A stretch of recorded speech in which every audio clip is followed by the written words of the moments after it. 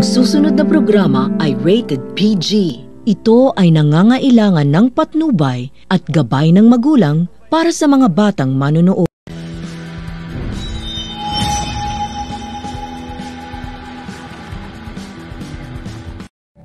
Gagamitin po mamaya yung L3. I-check upin po. Kailangan check upin yung makina. Welcome back po ulit sa ating YouTube channel, Rohel and Danny TV. Meron po akong another tutorial sa inyo. Kailangan po kayo pagbabiyahe, kailangan yung check upin yung makina. Hindi totoo yan. Lalo na kung malayo yun, papakboy natin. Yung langis, yung baterya, tignan po natin. Bubuksan ko na rin po ito para makita yung loob. Ito, marami pang laman. Meron pa naman. Hindi po yan dyan chinecheck. What? Check. Tingnan ko lang. Dito siya sinasalina ng langis. Tingnan ko lang din.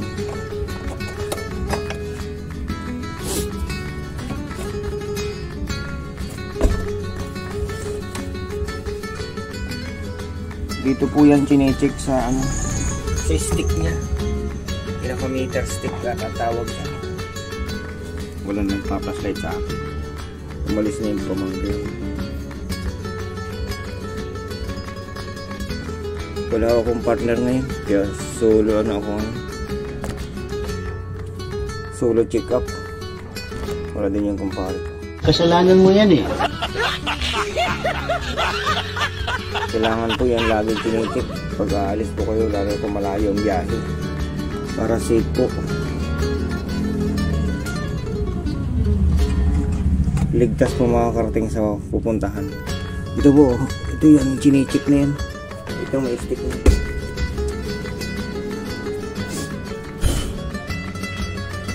Ito po.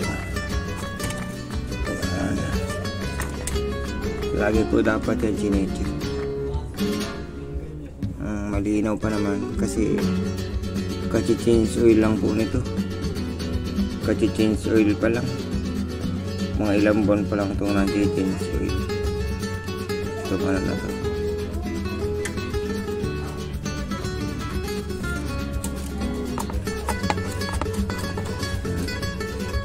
Tapos yung niya, ang tawag doon, yung brake fluid. Yung baterya naman po nito, bagong bili po ito. Bagong bili po ito. Chinecheck, tinitingnan ko lang din.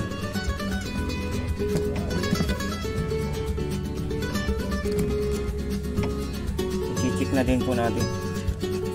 Baka malulog yung kanyang mga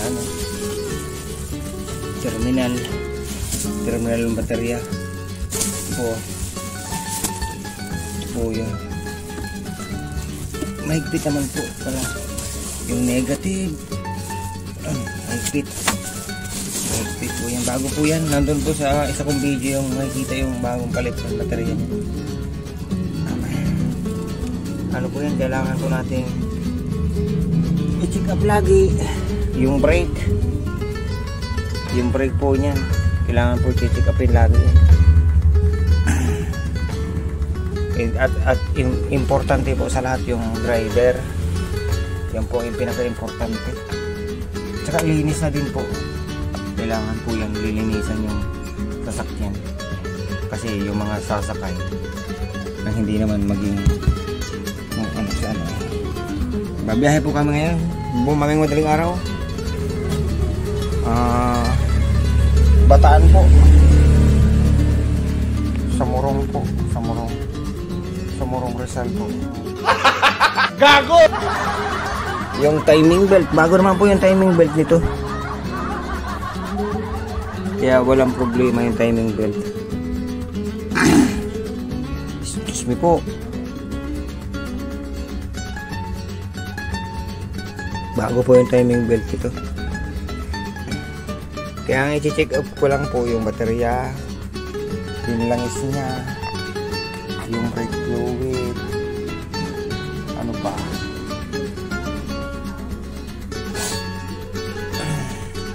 Kailangan po lagi ay sinecheck kasi mahalaga po yan.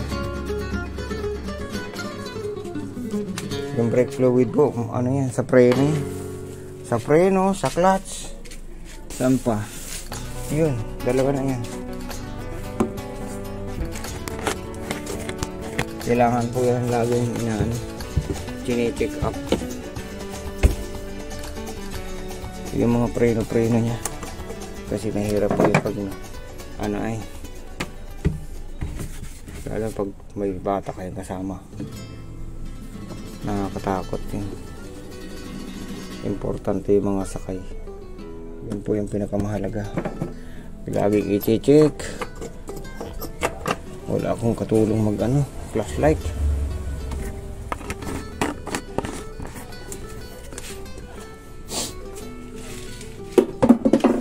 At saka yung yun sa radiator nya, importante yung radiator. Yung radiator po, importante yan sa lahat. Kasi pag walang laman yan radiator, may tendency po na mag-overheat yung sasakyan nyo. Kailangan po i-check up ko. Check upin ko na ito. Marami naman, pero dadagdagan ko na rin. Ayun po, marami naman po siyang laman. Kita nyo, yun. Marami siyang laman. Dadagdagan ko na lang po para sure. Tapos magbabaon ako ng coolant pa. Dadagdagan ko tapos magbabaon pa ako ng coolant. Wait lang po at kukunin ko lang yung coolant. Importante po kasi yun, may laman lagi.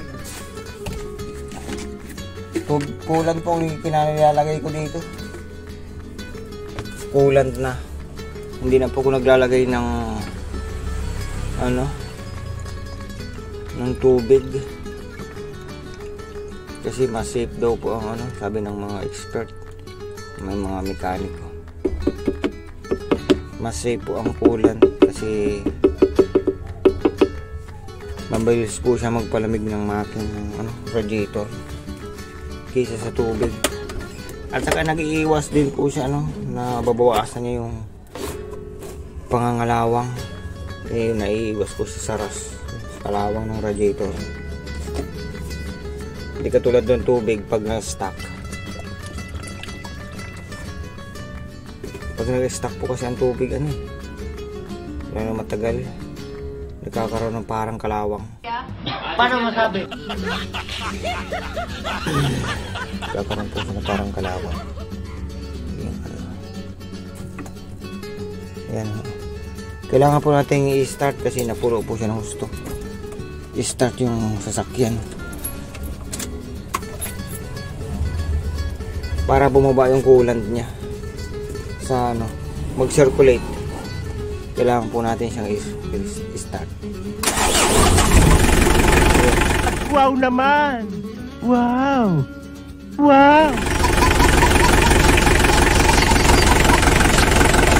Bumaba po siya.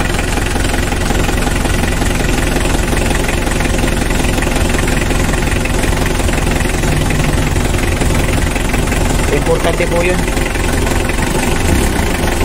Ayan o. Nagsi-circulate po siya yun.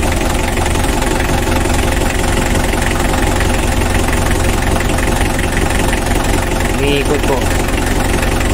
Bumababa yung yung coolant niya. Nagsi-circulate.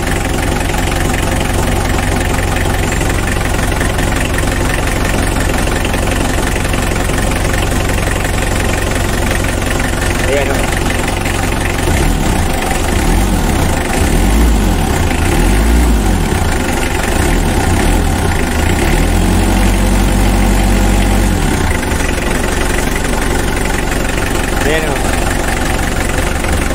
Okay na po siya. Sarado na ho natin.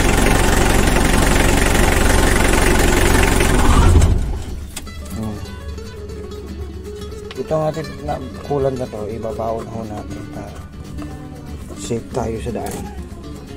Hindi tayo mangangamba na ano sa ating biyahe. Ito wala na itong laman, ilalagay lang po at baka pwedeng magamit.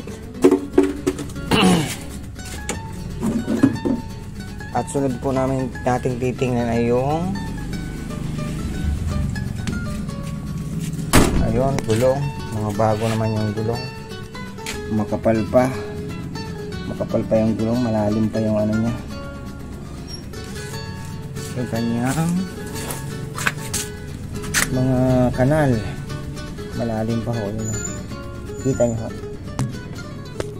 hindi nahirapan ako magkuha ng camera. Ayan ho, malalim pa, mga nasa 80% pa po ito, ang kapal. Bago po yan, sabay-sabay po yung binili. Ilaw, battery, ano pa, brake, ano pa? Ayan, yung kanyang ano, check up po natin yung kanyang brake fluid.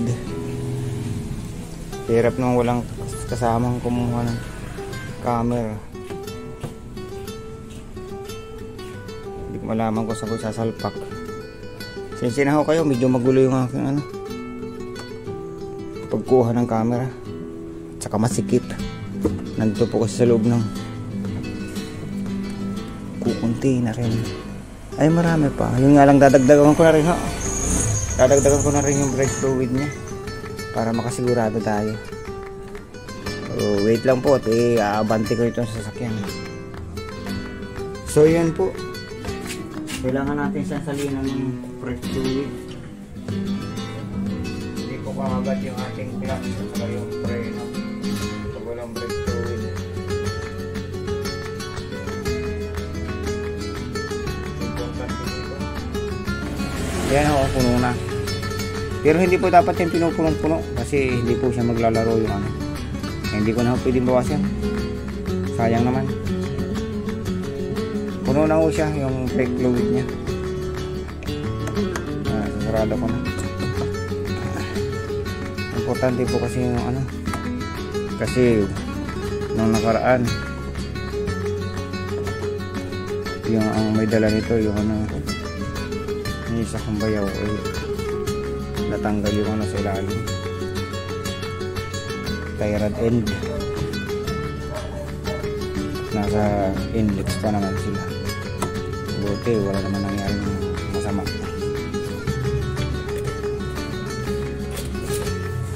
Sisilipin na rin po natin yung mga pangilalim nya. Gayahin nyo na din po kayong mga may-ari ng sasakyan. Madali naman po yan i-check. Ito po yung sa clutch niya. Super lambot po ng clutch, pero hindi man siya super lambot, okay lang naman.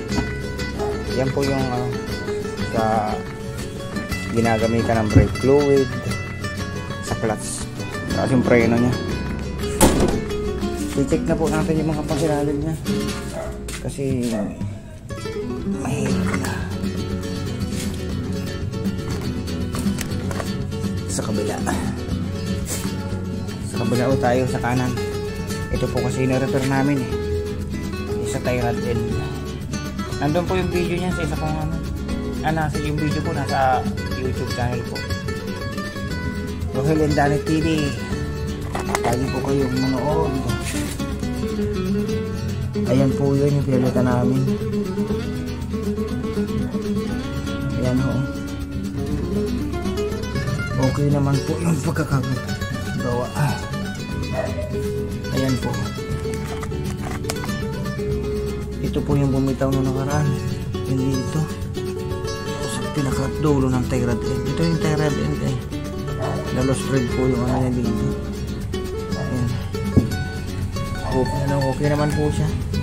Wala naman pong nagbago sa pagkakabit. Maiglit naman, nandun pa yung mga pin. Yung pin ng importante po to. Yung nut. Importante po yung pin yan. Pag natanggal ho yan, may tendency na magluwag yung nut niya. Yung pinaka-tornilyo niya. Importante po yan. Yung sa kabila.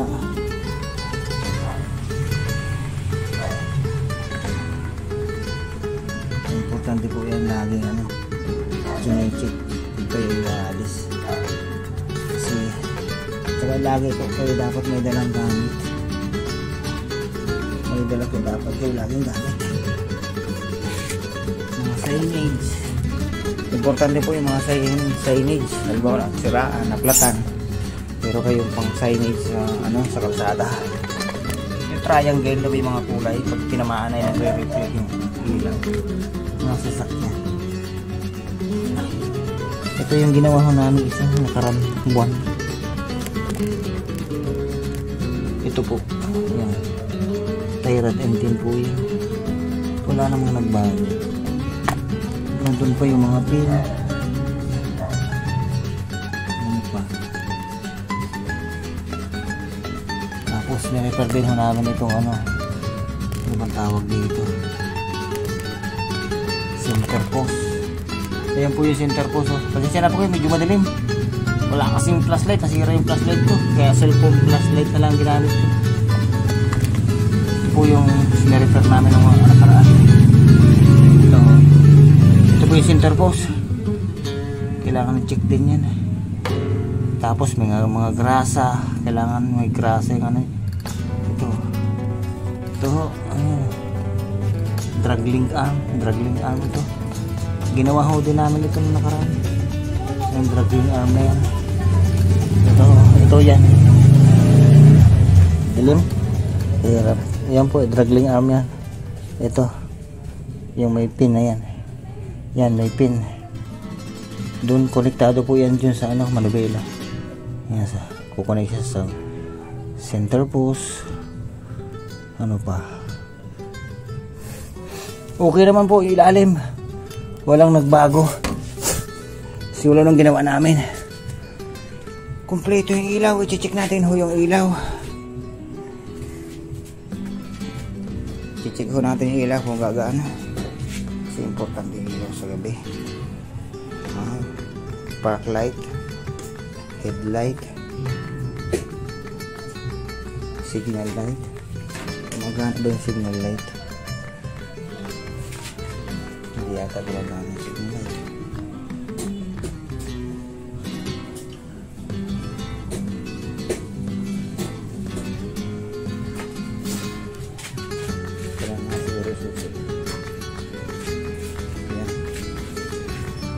Gumagana po yung LED niya.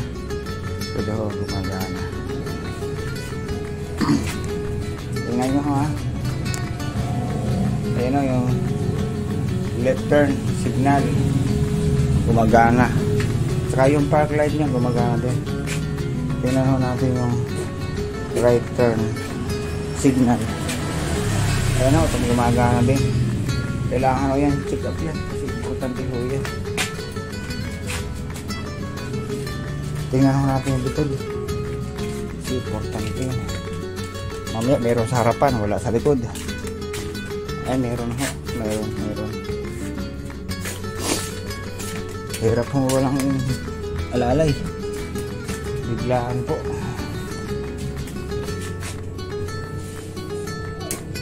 Tingnan natin yung kabila. Ito yung left po. Left meron. Ito isa. Yan. Kabilaan. Kailangan po din natin tingnan yung likod sa kaliwang area. Ayun o. Saka yung brake po yan. Hindi nga lang para ako magbe-brake. Wala signal. Wala akong video. Hindi lang magbe-video. Pero okay naman po yan. Kasi high.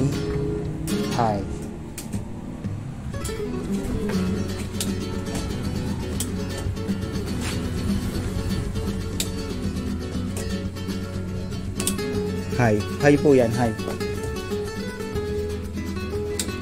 low. High, low. Tingnan natin yung hazard. Patayin ko muna yung ano, ilaw. Yung hazard ho. Tingnan natin. Ayan, gumagana. Lahat ng nasa unahan, gumagana ho.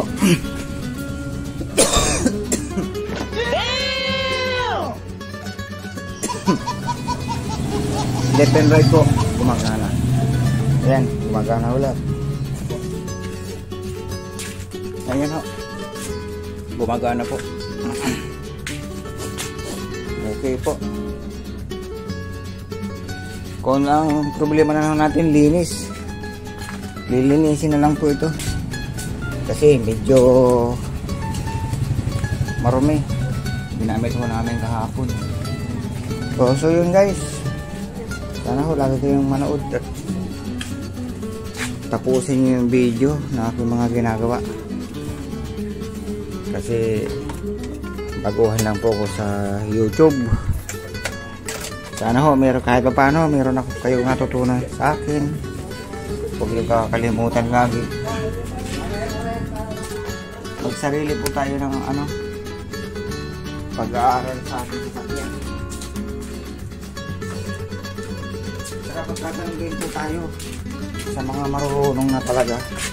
Kasi mahirap po yung magdudung-dungan. Yan ang po yung bago ko ginawa, yung nire-repair yung sasakyan. Ako po yung nagtatanong. Saka sobrang lawak na po ngayon ng ano, internet. Marami na po kayong makikitang tutorial sa online. Hindi po kayo yung manood. Meron po kayong matututunan. Marami na po nagbibigay ng informasyon tungkol sa mga ganitong topic. Sa makina po, wala po kung alam din. Pang labas-labas lang po. Labas-labas lang po ang sarili naman po. Hindi na po ako gano'n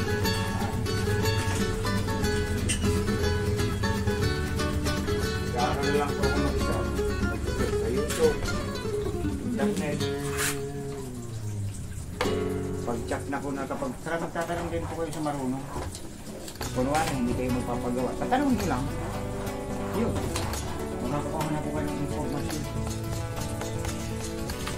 Dahil naman po yun. Libre po ang makuha. Layo na sa sarili nyo.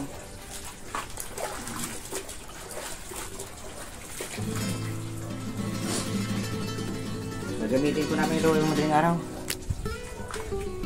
September 23 po pala ngayon. Sabado.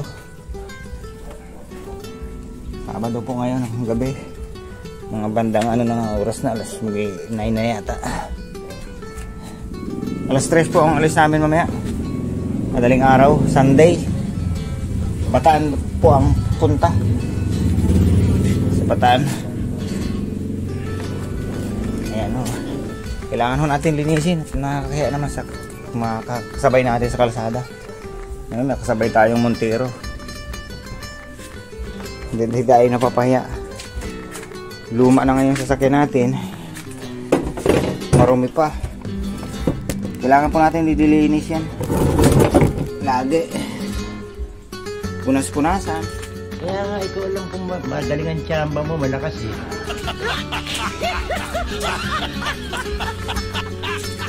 Kasi lagi kong maganda pong sakin, laging malinis. Para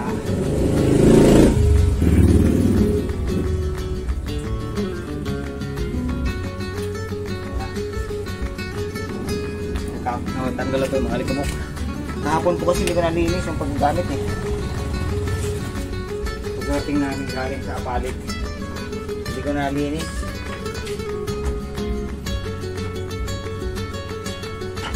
Kailangan ko yung maglinis.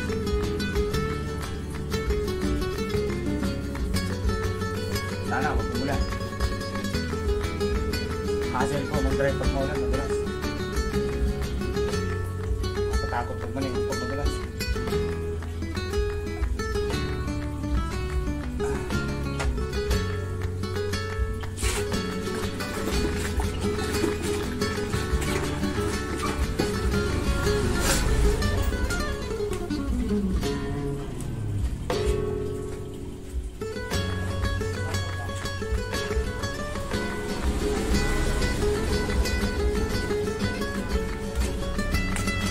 guys, hanggang dito na lang po.